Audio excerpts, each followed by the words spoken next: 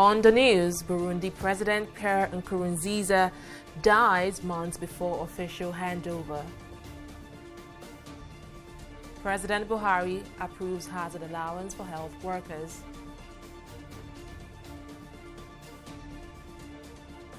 And hundreds gather as George Floyd is laid to rest in hometown Houston.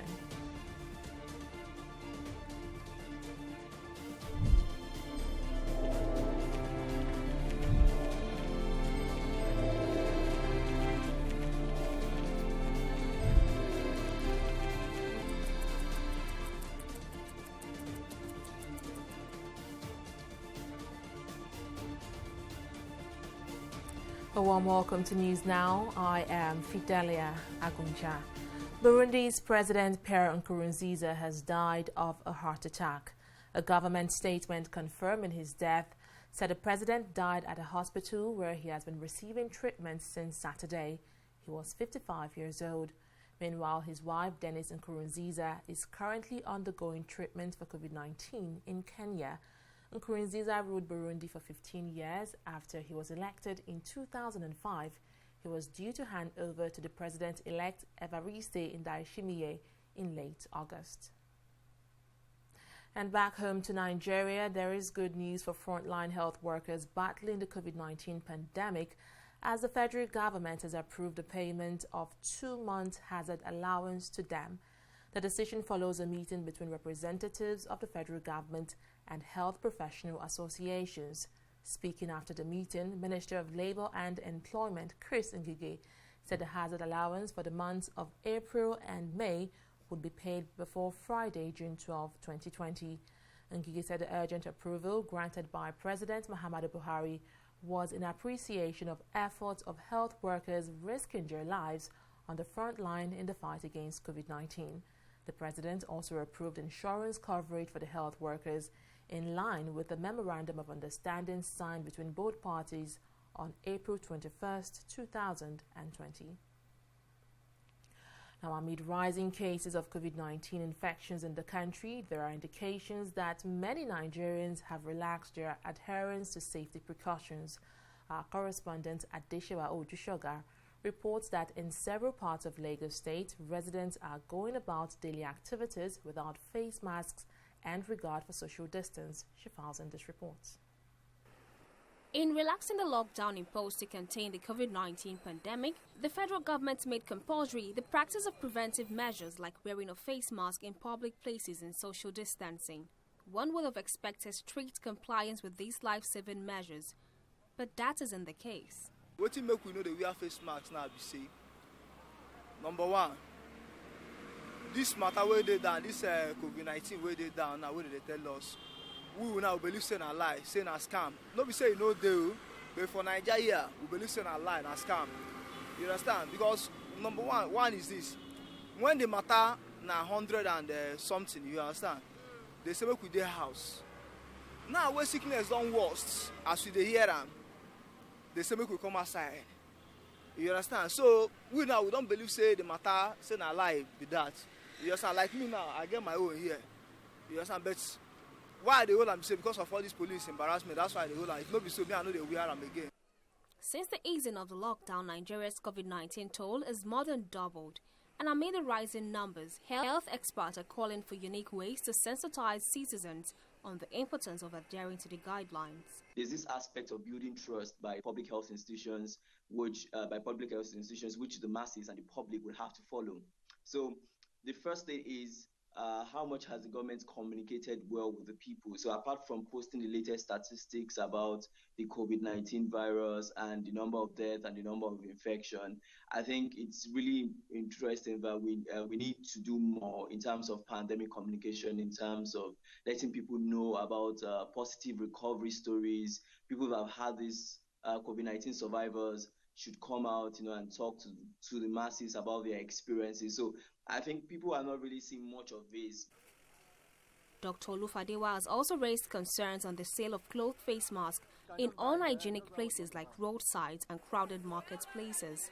This, is said, could increase transmission of the disease. We do not advise that people buy cloth face masks in areas that are really crowded, in areas where people test these face masks and see whether it fits their nose or it doesn't fit their face, or it's fine, or all those other things that could actually lead to the spread, of coronavirus, like you have also rightly noted. We want a situation where cloth face masks are safe.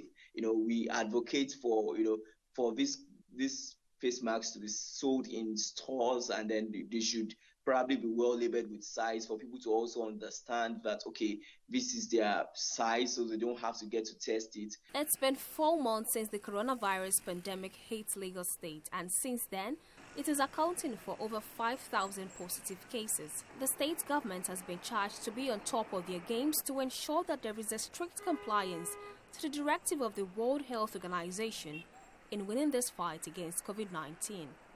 Adeshawa Odushoga, TV360, Lagos. The Niger Delta Development Commission, NDDC, has directed its staff to present themselves for COVID-19 testing as a matter of public health safety. The directive is coming days after 6 staff members of the commission tested positive for coronavirus in Port Harcourt. In a press release signed by the Director, Corporate Affairs, NDDC, Charles Odili, said workers were asked to self-isolate in view of the new cases. The statement also directed all staff exhibiting symptoms to present themselves for testing in order to ensure public health safety. The World Health Organization, WHO, has raised concerns over rising COVID-19 cases across the globe. Director General of the agency, Tedros Ghebreyesus, speaking at a virtual news conference, said although the situation in Europe is improving, globally it is getting worse. Almost 7 million cases of COVID-19 have now been reported to WHO, and almost 400,000 deaths. Although the situation in Europe is improving, globally it's worsening. More than 100,000 cases have been reported on 9 of the past 10 days. Yesterday, more than 136 cases were reported, the most in a single day so far. Almost 75% of yesterday's cases come from 10 countries, mostly in the Americas and South Asia. Most countries in the African region are still experiencing an increase in the number of COVID-19 cases, with some reporting cases in new geographic areas, although most countries in the region have less than 1,000 cases. We also see increasing numbers of cases in parts of Eastern Europe and Central Asia. At the same time, we're encouraged that several countries around the world are seeing positive signs. In these countries, the biggest threat now is complacency. Results from studies to see how much of the population has been exposed to the virus show that most people globally are still susceptible to infection.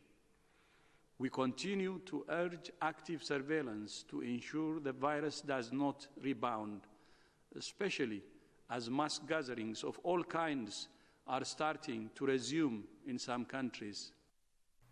We'll take a break here to bring you more stories from the local scene. Don't go away.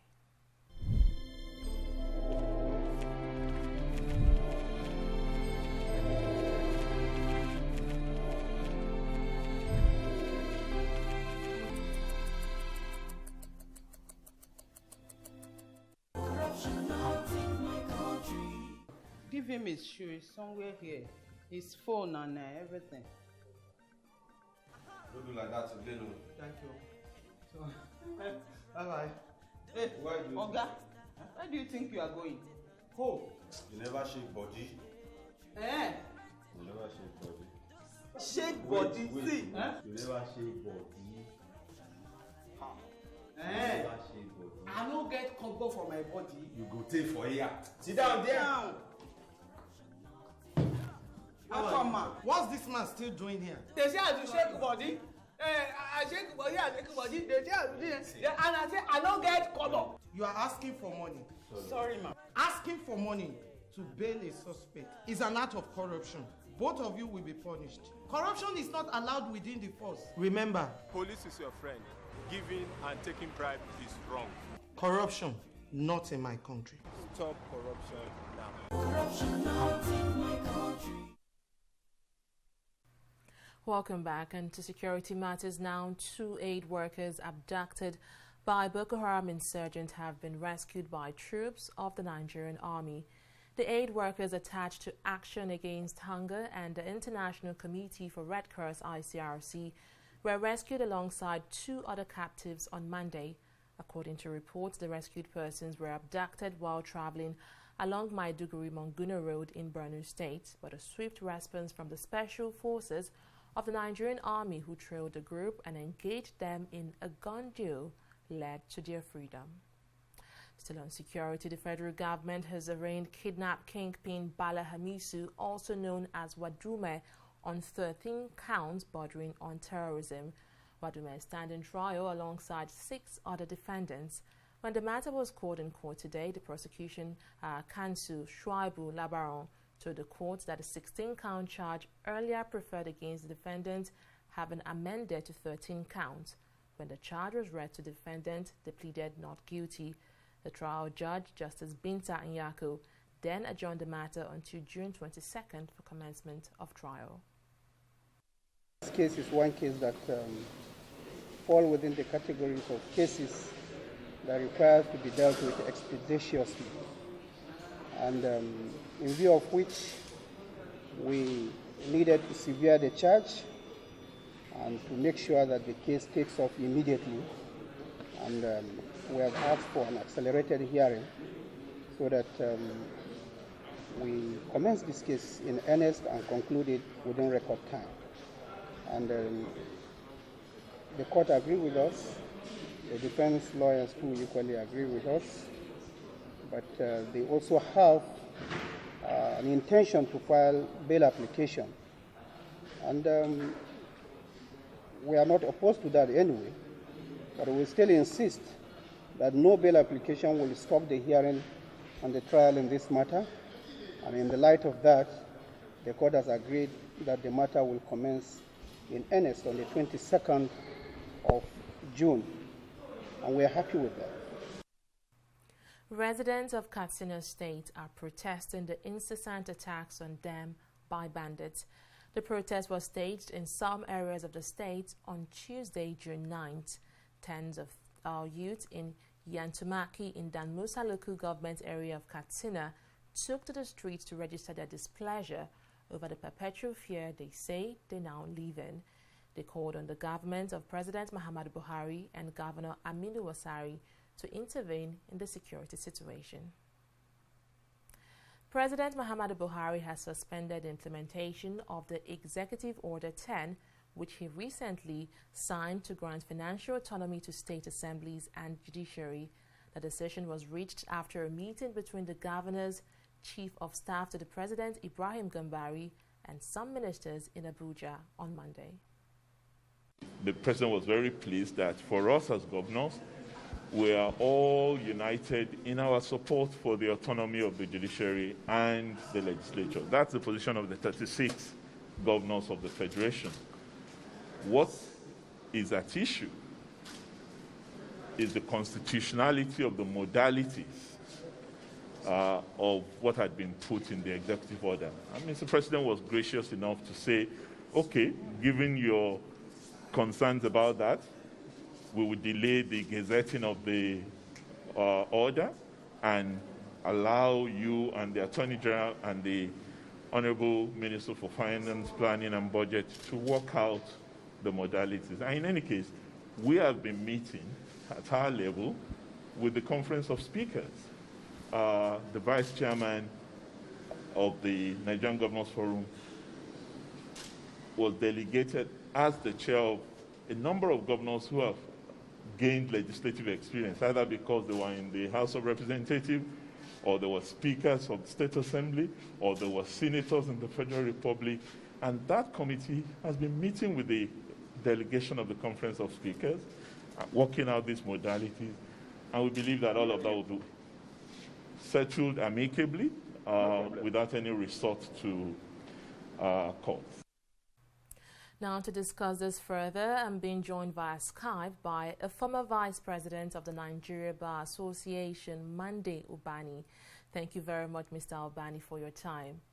Now, Mr. Ubani, I remember you were one of the people who praised the President for signing the executive order, but he has sort of made a U-turn now, suspending its implementation. Now, what do you make of this recent development? Well, I've taken time to listen to the press briefing done by the current chairman of the Governors Forum in the person of His Excellency Governor Fayemi. He is sounding a bit contradictory in the statement. I just heard him loud and clear. He was saying that the president has asked them, the governors and the Attorney General and the Accountant General, to go and work out the modalities of implementing the executive order. In another break, he was talking about the issue of constitutionality. If you have been in agreement with the federal government of Nigeria to work out the modality of how to implement the provision of the constitution, you cannot in another break be talking about the unconstitutionality of an act. You have agreed to go and work out the modalities. And if you watch out that press briefing, it is done only by the chairman of the Governors Forum. I didn't get to hear the side of the presidency in this matter, or hear the side of the Attorney General or the Minister of Finance. And so going to go and work out the modalities on how to implement the provision of the Constitution, which is actually what the executive order was meant to achieve, means that you are in agreement with the executive order. It means you are in agreement with the provision of the Constitution. So there is no issue of the executive order being in abeyance. Maybe because the executive order has been not gazetted does not mean that it is not effective if you are working out the modalities of implementation, which means you are in agreement with it. So I don't see any problem at all. There is no question of the president soft-pedaling on the issue of the executive order in order to ensure financial autonomy to the other two arms of government. But before now, people have been saying governors might kick against the directive, and now we have seen something like that happen. As a legal practitioner now, what genuine reasons do you think these governors might have against this order? They don't have any genuine reason other than a selfish reason, which has always been the problem we have in Nigerian governance. We have a situation where the governors are interfering with the local government funds over the years, and nothing has been done up to now in a more practical manner to stop the misappropriation of the government fund that has been going on by the governors. We have also seen what they have done with the issue of security votes, and also the tampering of the fund that are supposed to be given to the other two arms of government, talking about the judiciary and the House of Assembly. Now that the president has come with the executive order, we see how they are running helter-skelter. They are putting pressure, going all over the place, because they want a situation, actually, where the other two arms will always come cap in hand, begging for their funds that the Constitution has actually expressly provided should be given to them directly. It's been a behavior, it's been a practice, that is very abnormal, that is not right, that we have allowed as a nation. But the president has come out with this executive order, and we see the frenzy, we see the running up and down in order to see a situation where they could stop it. But they cannot, because everyone now knows what is actually going on. So they have no right to stop it. They have to bow down to it. So what they're working out now, to my understanding, and I believe every other person that understands English will understand that what is actually happening now is that they're working out the modalities on how to implement the express provision of this Constitution that has always been there. And that is what is actually going on now. And we'll be surprised, and I will be totally shocked if the president of this country, if the Attorney General of this nation will back down on that executive order without implementing the financial autonomy that is a provision of the Constitution. I will be very shocked. I will be totally disappointed. But I don't think that is actually what is going on now. What is actually happening is that they're working out the modalities on how to implement it so that any other governor that fails, that refuses, or neglects to implement that provision, the money will be withdrawn as source whenever they come for their federal allocation. That is what that executive order is going to. Maybe to really not to bruise the ego. The president also say, okay, allow you, go and work out the modalities. That is actually what is going on. There is no backing down. There is no stopping the implementation of that order. It's only go and work out the modalities and agree among yourselves. Well, thank you very much, Mr. Albani, for your input right there. Thank you very much. Now, still back to the news on the matters as trading of blames rage on between members of the National Assembly and the Interim Management Committee of the Niger Delta Development Commission, NDDC. Spokesperson of the House of Representatives, Benjamin Kalu, has said that the ongoing probe of the Commission must continue in spite of distractions. President Muhammadu Buhari had earlier set up a committee to probe the activities of the Commission since inception. However, in an exclusive interview with TV360 Nigeria, Kalu said amid other infractions, the House discovered that no provision was made by the Commission for the forensic audit ordered by President Muhammadu Buhari.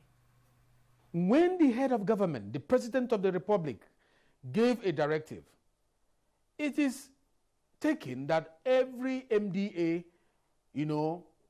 under such directive, supposed to obey that directive. But this was not what we saw when we look at the budget estimate of 2019.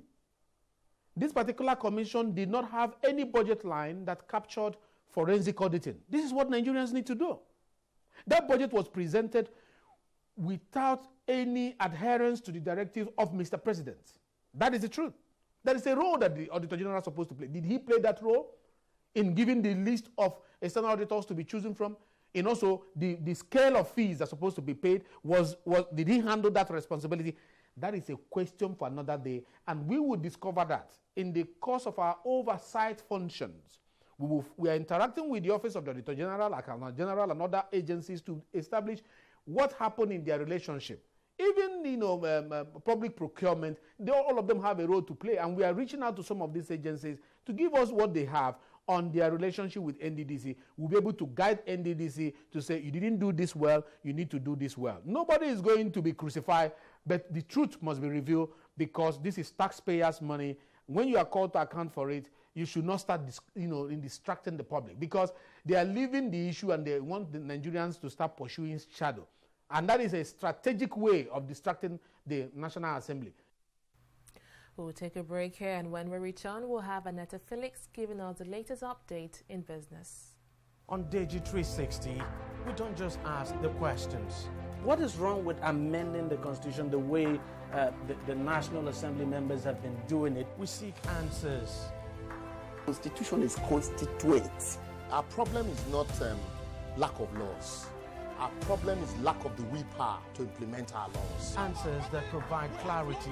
While we negotiate, we should try to make it a point that the girls must be complete. The clarity you need to make informed judgment so that you can make the right decision and take action. People are saying it is you politicians that are responsible for this, that you are the reason why this is happening. All these dollars that call themselves governors in this country. I wish we had people like Tony at the National Assembly. God forbid that I go to join that planet. DG360, providing clarity to issues.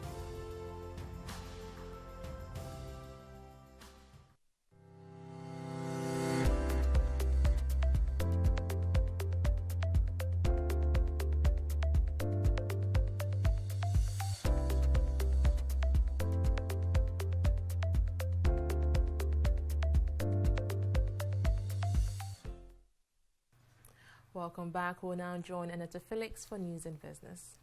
Thank you, Fidelia. Power consumers are going to start paying more for prepaid meters as the Nigerian Electricity Regulatory Commission, NERC, has hiked the cost of the commodity. A memo from the NERC showed that the price for a three-phase meter was increased from 67,055 naira to 82,855 naira 19 kobo, while the cost of a single-phase meter was raised from 36,991 naira to 44,800 naira. Providing reasons for the increase, NERC Chairman James Momo in a memo explains that the hike in foreign exchange rates by the Central Bank of Nigeria was a contributory factor. Figures from the Commission shows that out of a total of 8,310,400 and 8 registered active electricity customers, only 3,704,302 have been metered. This means that 55.4% of end-user customers were still on estimated billing. We'll take a look at activities on the stock market today after this.